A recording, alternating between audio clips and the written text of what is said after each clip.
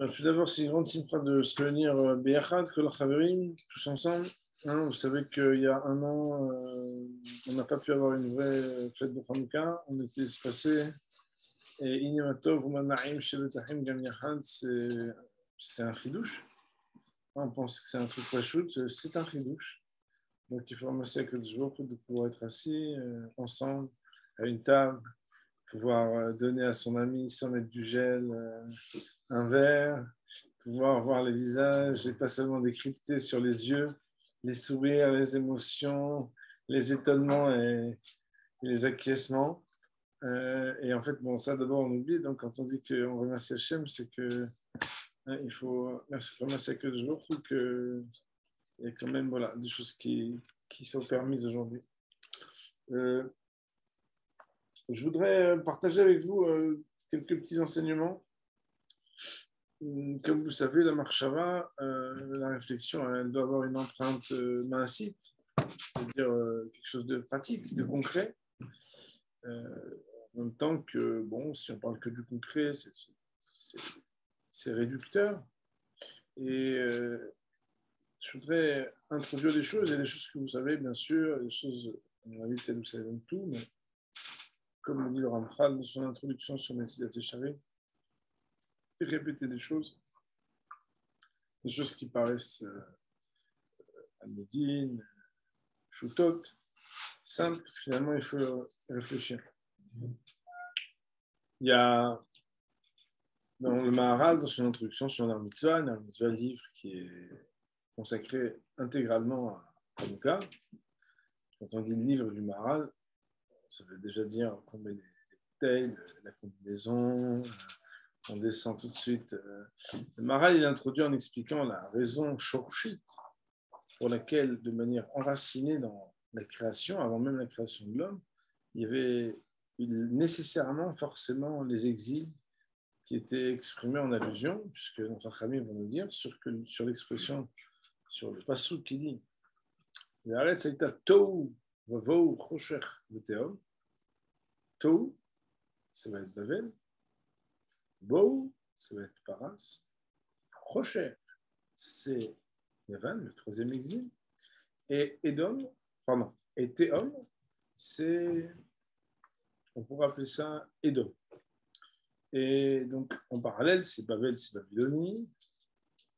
Paras, Madaï, c'est la Perse. Yavan, c'est la Grèce. Et Edom, on pourrait dire que c'est l'Occident. Vulgairement, on pourrait parler de la chrétienté. Et le Maharal explique qu'à partir du moment où il y a création, la création, c'est forcément une réduction. Et donc, une proposition d'arrangement de quelque chose qui, par sa réduction, doit associer l'homme à un travail. D'ailleurs, comme vous le savez bien, et sinon il faut le savoir, notre monde est un monde de la réparation de quelque chose. Comme les Hachamim nous disent, avant ce monde, il y avait des mondes qu'Akadosh Baruch Hu construisait et détruisait, sans rentrer dans des concepts un peu kabbalistiques. Il y a ce qu'on appelle la shvira, la brisure, et il y a ce qu'on appelle la réparation. Et nous participons à quelque chose de la réparation. Les 4 exils sont un peu le miroir du Ham Israël, mais il y a quelque chose de particulier à propos de Yavan. Parce qu'à propos de Yavan, bizarrement, on ne dit pas juste le nom de Yavan, on nous dit aussi pourquoi Yavan il est connecté avec le Chocher, avec l'obscurité dans la création. On nous dit parce qu'ils ont rendu obscur, Irshichu, Nehem velibam chez l'Israël, les yeux et le cœur d'Israël, Bexerotel, avec les mauvais décrets qu'ils ont faits, de dire quitte-vous la crème, al keren ashor shen lachem heleg velke Israël. Inscrivez pour vous sur la corne d'un taureau que vous n'avez pas de part dans le Dieu d'Israël. Expression bizarre. Qu'est-ce que notre Chachamim indique et qu'est-ce que ça signifie les maïs en pratique? Alors, il y a une fois une étude qui m'a beaucoup inspiré et qui faisait allusion à ce que le Messilat Yesharim, le Ramchal, l'explique dans le double effet de l'obscurité. Texte connu, extrêmement connu, mais parce qu'il est connu, on va quand même le répéter. Ce texte du Ramchal, de Rav Moshe Chaim Luzzatto, dans Messilat Yesharim, nous dit qu'il y a un double effet à l'obscurité. Premier effet de l'obscurité, Premier effet de l'obscurité, c'est l'obscurité parfaite. C'est lorsqu'on ne voit plus rien. Et quand on ne voit plus rien, eh ben on ne voit plus rien. Ça veut dire l'obscurité. Mais deuxième effet de l'obscurité, il y a un petit café, si tu veux. Il y a du lait. Deuxième effet de l'obscurité, c'est lorsque de loin, on a l'impression de voir une poutre, et en fait, c'est un homme. Un homme, et en fait, c'est une poutre. C'est en fait une vue, on va dire, qui n'est pas très lucide, pas très claire. Et le Ramchal, il nous dit que ce double effet de l'obscurité, il est vicieux. Pourquoi? Parce que quand on ne voit plus rien, on ne voit plus rien. C'est simple, tu vois rien, tu vois rien. Mais quand tu as l'impression que tu vois, mais qu'en fait, c'est pas ce que tu vois, ça peut être extrêmement dangereux, comme vous savez. C'est la raison pour laquelle on peut se proposer de se demander quelle est l'obscurité de Yavan. Est-ce que c'est une obscurité qui enlève totalement la lumière ou est-ce que c'est une obscurité qui trouble la vue? Et ce Rav, donc, on sait faire, expliquer que Yavan, c'est quand même spécial. Alors, au fur et à mesure des semaines, des chapitres, avec la Vrachim, il y a des choses qu'on étudie aussi, autres que, bien sûr, que ce qui est étudié dans la halakha. On a expliqué qu'à la différence des autres exils, qui lorsque Babel s'interrompt, Paras commence, qui lorsque Madaï commence, lorsque Madaï se termine, Yavan commence, et il y a comme un déroulement de l'histoire qui aurait dû nous laisser comprendre que quand l'exil grec il est terminé, ça y est, c'est fini. Et maintenant, quand l'exil grec se termine, commence un nouvel exil qui s'appelle l'exil de Édom, de la chrétienté, de l'Occident. Ben, c'est faux. Parce qu'il y a quelque chose qui commence avec la Grèce et qui ne se termine pas. C'est quoi? C'est que depuis que la Grèce a amené le Rocher est resté dans Israël. Et il y a quelque chose en fait qui est aujourd'hui encore une fois une question extrêmement brûlante. Et on va essayer de l'expliquer. Avec nos amis, nous avons expliqué, il y a très peu de temps, que la première marloquette chez les sages du Sanhédrin a éclaté justement au moment de l'exil de la Grèce. Jusque-là, comme c'est marqué dans le Rambam, il y a un problème, on va voir les sages du Sanhédrin et tout se résout. Mais là, la première marloquette éclate. Évidemment, éclate une marloquette en bouteille. Bon, ça peut se terminer mal, mais Agbar nous dit quand même que ça crie dans les Beth Midrash. Des fois même, il y a des petits coups amicaux, mais on ne bouge pas de là jusqu'à ce qu'on sorte avec beaucoup d'amour. Ce n'est pas une ségoula, c'est Béhémet, comme ça. Donc, Rachamim nous disent que depuis qu'il y a eu la première marloquette qui a concordé justement avec cet exil de Yavan, depuis, les marloquotes n'ont fait que se multiplier. Bien évidemment, une fois j'avais fait un shiur qui s'appelait Se chamailler les Shem Shamaï, pour reprendre l'expression très mal, on va dire, référée, puisque le littré, je ne sais pas si vous connaissez le Larousse, tout le monde le connaît. Le littré, c'est un dictionnaire un peu plus rachou. Mon père n'était pas un homme de lettres, mais chez nous, on avait un dictionnaire, le littré, quelques volumes, un peu comme le chasse, c'est un dictionnaire rachou. C'est un beau dictionnaire, le littré. Et le littré, quand j'avais une fois... bon, voilà, j'aimais bien feuilleter. Moi, j'aime bien les livres. Comme vous savez, les livres de Chol. Depuis que j'ai étudié la Torah, je fais attention à ce que je lis. Je fais attention, d'ailleurs, il y a des choses qu'il ne faut pas lire. Et c'est marqué dans la Torah qu'il y a des choses qu'il ne faut pas lire. Hein, et donc, j'ai un carton de livres que je ne lis plus, qui sont faits chez mes parents. Mais le littré, c'est un dictionnaire. Et chamailler, il faut savoir que parmi l'étymologie, c'est-à-dire l'histoire d'où vient la racine du mot, il y en a qui affilient le mot se chamailler à chamaï. Sauf que Aochem Shmuelitz nous dit déjà, dans Sifrot Moussar, que des marlocotes chamaï et Hillel, il n'y en a que 3 dans le chasse. Et Bet Chamaï et Bet Hillel, il y en a tout plein. D'ailleurs, de là, on peut comprendre que des fois, quand il y a des discussions, c'est souvent, quand c'est un peu des disputes, plus des malentendus de ce qu'on a entendu, qu'est-ce que le Rav a dit, plutôt que ce qui se passe. Et je vous avais déjà raconté ici, par exemple, à Vrachim, quand on parle un peu de Shalom Bayit, la plupart des disputes entre les époux et entre les amis, entre les gens qui s'aiment, c'est des malentendus où des fois on n'écoute même pas même pas l'autre, n'est-ce pas? On est là et on peut absolument imposer, on ne veut pas comprendre. Alors qu'en fait, quand on décortique, finalement, on est d'accord presque sur tout, sauf sur très peu de choses. Il n'en reste pas moins que nos Chachamim nous disent que Rocher, c'est les mêmes lettres que Shachar, que Shikra qui veut dire l'oubli.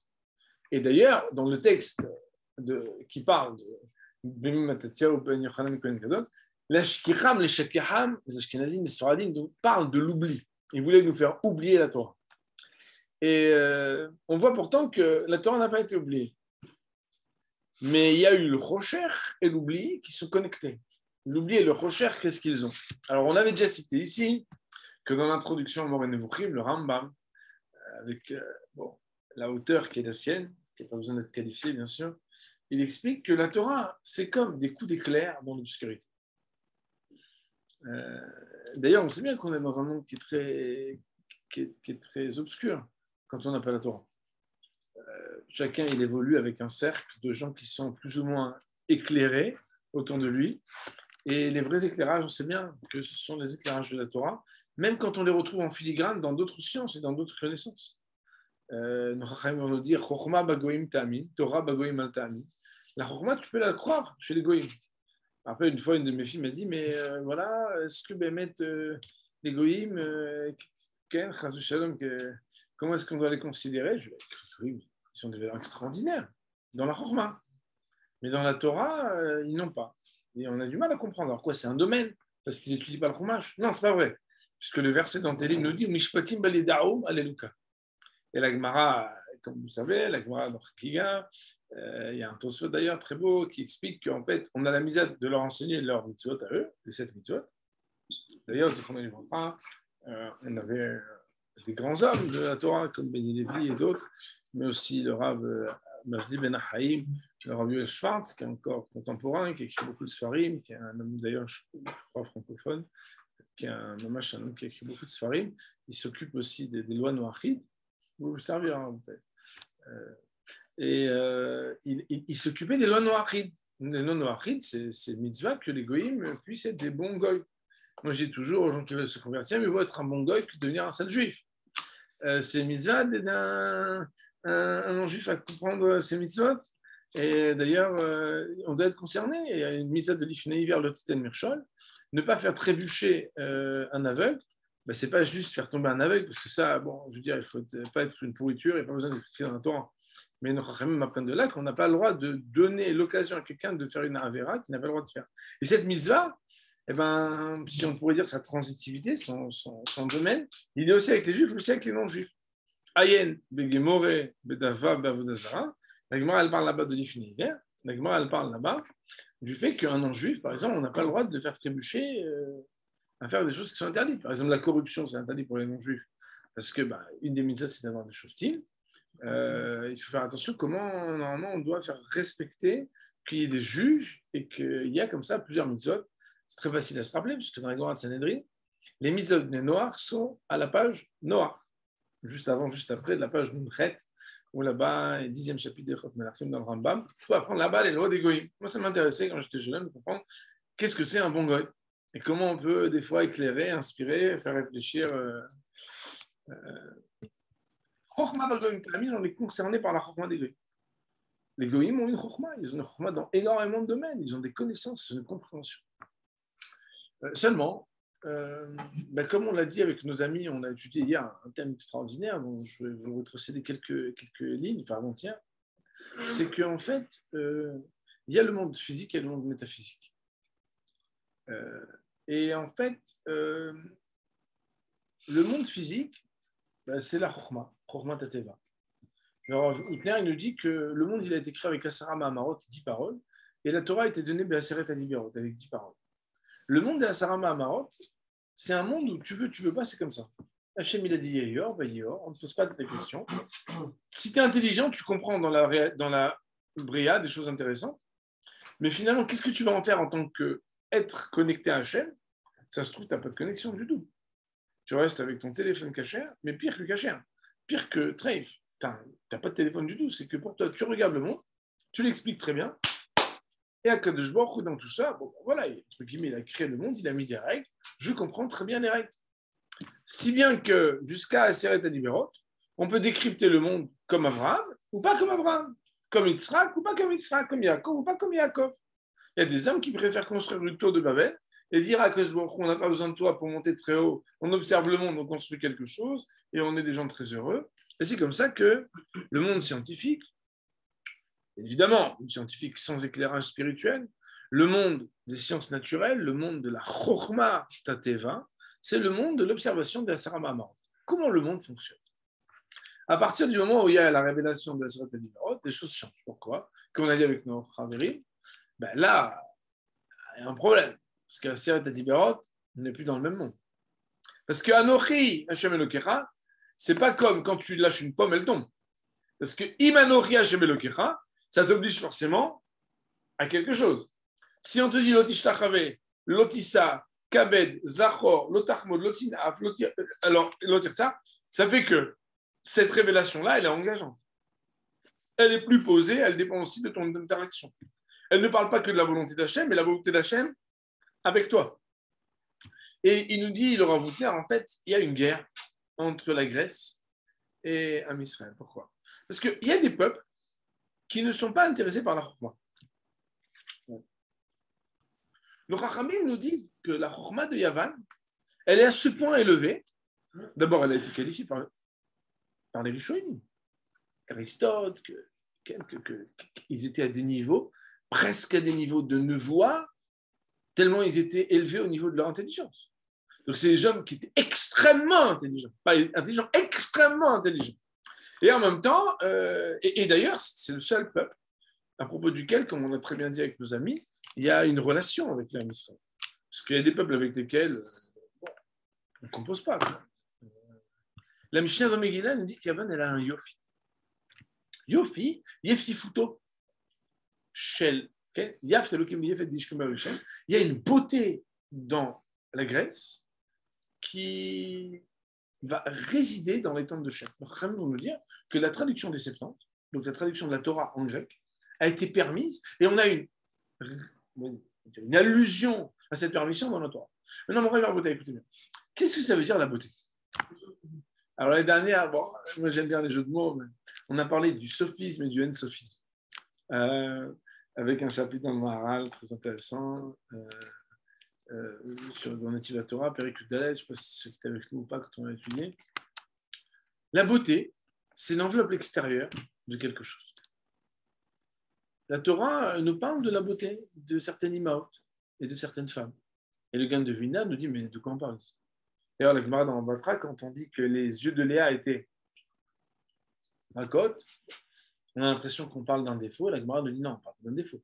Parce qu'elle avait tellement pleuré qu'elle n'avait plus de cils, et c'est comme ça qu'elle était Zohar avec Marie avec Yaakov. Mais quand on dit que Rachel était Yefat Torah et Yefat Maré, quand on dit qu'Esther était très belle, quand on dit que Sarah, Atayedati qui est Yefat Maréat, de quelle beauté parle-t-on? Et nos Chachamim vont nous dire, mais alors la beauté c'est quelque chose de bien ou c'est pas bien? Puisqu'il y a marqué Shekarahem de Velayofi. Mais j'ai votre femme, future femme, qui un jour, pas envie de se maquiller, pas envie de se faire jolie, et vous dit Shekarahem de Velayofi. C'est marqué dans Michelet. Shekarahem, la grâce et mensonge, Velayofi, la beauté et vanité. Et futilité, pardon. Alors quoi? Pourtant, alors quoi? Il dit le Gaon de Vilna dans Aderet Elio, pas du tout. Il dit non. Quand une personne à l'intérieur, elle n'est pas comme à l'extérieur, alors Shekerahen Bevelayofi, pourquoi? Parce que la beauté, c'est de montrer à l'extérieur qu'on a quelque chose de beau. Mais c'est une tromperie si à l'intérieur on est pourri. Mais si à l'intérieur on est beau, à l'extérieur on est beau. Celui que Shekerahen Bevelayofi, Isha Yirat Hashem, il dit le Gaon de Vilna, une femme qui est pieuse, Itit halal, elle peut être louée et on peut en faire son éloge, pas seulement dans sa Yirat Hashem, mais aussi dans son hel et dans son yofi. Pourquoi? Parce qu'une beauté intérieure qui est tellement belle à l'intérieur qu'elle transparaît à l'extérieur, en beauté, parle pas d'un rouge et des fluorescents, vous comprenez? C'est-à-dire la beauté digne. Mais en réalité, la beauté de la dignité qui n'est pas en confrontation avec ce qui se passe à l'intérieur. Eh bien, écoutez bien, on revient en bouteille que le Maharal de Prague, dans Péricule Dalet, dans Nativ Torah, il explique qu'on a le droit d'étudier les autres hormones. Quand? Comment? À quelle étape de sa vie? De quelle manière? Pourquoi en faire? C'est une question. Mais la Chokhmat Yévanite, on n'a pas le droit. La sagesse des Yévanim, on n'a pas le droit. C'est quoi la sagesse des Yévanim? C'est ce qu'on pourrait appeler le sophisme. Le sophisme, nous on connaît, on va dire, bon, c'est un peu de la philosophie, ça va un peu ce que c'est, mais sinon, grosso modo, vous connaissez le mot sophistiqué, qui est très très lié à ce terme du sophisme, c'est dire les choses d'une manière qui est belle. Le sophisme, c'est la manière avec laquelle on donne un sof ou un sof, et d'une manière extrêmement yafa. Yefkifuto, shel yefet, ishkon baolishem. Juste la langue la plus belle, la plus profonde et la plus subtile, c'est celle qui va rentrer en Beth Midrash. Elle va nous faire croire qu'elle devient celle avec laquelle on discute. C'est une obscurité beaucoup plus subtile que l'obscurité des nuls. Parce que c'est des gens qui ont un abord académique, universitaire et intelligent de la Torah. Mais le sophisme, il aborde la Torah d'une manière chokhmat hateva. C'est quoi? C'est que, non mais c'est pas ce qui est écrit. Oui, voilà ce qui est écrit. On est dans la littéralité, mais finalement, il n'y a rien qui transcende. Pourquoi? Parce que de la même manière que quand une pomme elle tombe, voilà, on va écrire un théorème, qu'est-ce qui se passe, la gravitation, voilà, la résistance, le truc, on ne va pas aller tellement plus loin. On va pas aller tellement plus loin. Du coup, de la même manière, quand on étudie la Torah, on ne va pas tellement plus loin. Moi, il je suis très triste de ça. Aujourd'hui, nous avons dans Am Israël des juifs, et d'ailleurs même des non-juifs, qui parlent de Torah d'une manière sophistiquée, élaborée, intelligente, mais ils parlent de la Torah exactement comme on parle d'une discipline de Chokhmah qui n'est pas métaphysique dans le sens où elle n'est pas liée avec un Kadosh Baruch. Le Rav Houtner, dans la fin du chapitre qu'on a abordé l'autre jour, il dit quelque chose de très, très beau. Il dit que c'est marrant qu'on dit que Moshe, il est Rabbeinu, mais dans la Hamida, par exemple, on dit Elokeinu, Eloka Avotenu, Eloke Avram, Eloke Yitzchak, Eloke Yaakov. Il y a le monde des Sarah Mahamarot, c'est le monde où il n'y a pas encore les Aseret Adibarot, c'est le monde des Avot. Et il y a le monde des Aseret Adibarot, où là, on nous parle de la, non pas la présentation, l'imposition, mais la proposition de la parole d'Hachem. La parole d'Hachem, elle est imposée dans les lois de la nature. Tu veux pas, c'est comme ça. Mais dans la parole d'Hachem de la Aseret Adibarot, elle est proposée. Donc, l'Otachmot, qu'est-ce que tu en fais? Le Vénézra va lui dire, mais on ne peut pas ne pas être honnête. Si c'est beau, j'ai envie. Oui, mais tu peux faire que tu ne regardes pas. Parce que tu sais que si tu regardes, tu vas être honnête. Tu vas désirer. Et on va devoir s'arranger avec le kiyum de la volonté d'Hachem, n'est-ce pas? Il nous dit, le Rav, pourquoi on ne parlerait pas que de la période qui est post-sinaïque en parlant uniquement de la Siyat Adibarot? Finalement, dans la Sarah Mamarot, c'est pas drôle. Tu es là, tu regardes, et puis finalement, on propose rien, quoi. Tu participes à rien. Pourtant, on parle de Elokeinu, Eloka Avotenu, Eloka Avram, Eloka Yitzchak, Eloka Yaakov. Il nous dit le Rav, et c'est sa force, il prend des fois des Béchalim qui nous parlent, c'est que des fois un gars, par exemple, il devient rabbin ou il est religieux, il est vrai, on dit mais il a la tête de son père. Son père, il a une bonne tête, il a une bonne tête. Donc, son père, en réalité, il n'est pas dans le limoud. Et le gars, il sort dans le limoud, balèze. On dit ouais, mais sa mère elle fait des études de folie, son père, hyper intelligent. Mais il est le talmide de qui? De son père ou de son Rav? De son Rav. Ça n'empêche pas. Il a d'un côté la tête, la bonne tête de son père et en même temps être le talmide de son Rav. Il a en même temps le Eloké Abraham et le Yitzchak et le Yaakov qui sont à voter nous, qui n'ont pas de rapport avec le Torah. Bien évidemment, on n'est pas de Mézalzel, on ne dénigre pas qu'Abraham, Yitzchak et Yaakov ont accompli la Torah, mais Geder Enomitsuve aussi. D'une manière où il n'y avait pas encore l'ordre d'Hachem à propos de la Torah, n'est-ce pas? Puisqu'on était avant le Sinaï. Et pourtant, la référence, quand on veut dire les enfants de qui on est les enfants des Avot. Alors là, on va y raboter, et je pense que c'est super intéressant de réfléchir à ça. En fait, sans être passé par le fait d'avoir été les enfants de Abraham, Yitzchak et Yaakov, on n'aurait jamais pu aborder la Seret Adibarot de la même manière. Et Yavan, en fait, qu'est-ce qu'il fait? Yavan, c'est le monde académique qui aborde la Torah comme une discipline intellectuelle. Je ne vais pas citer Chas v'Shalom, des noms ou des noms de sites ou des noms de colloques. Mais cette histoire est vieille. Je me rappelle encore quand j'allais à la Sorbonne écouter des débats et des colloques. Et là-bas, il y avait des rabbins. Moi, j'appelle ça des rabagés, des raballements, des rabat-joie. Il y avait un, il est arrivé, il a mis sa kippa, il est sorti, il a enlevé sa kippa. Et je me suis dit, c'est quand même un truc de fou.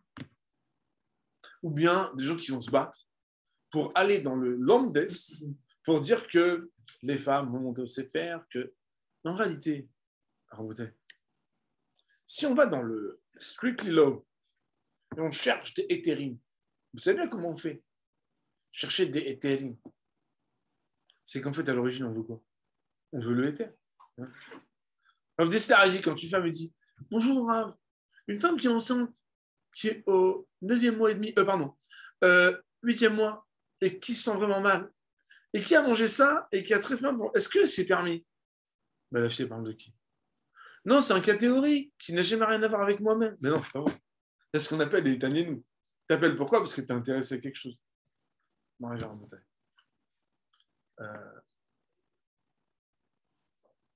Des fois, on est choqué de ce qu'on peut lire, de ce qu'on peut entendre, de ce qu'on peut voir.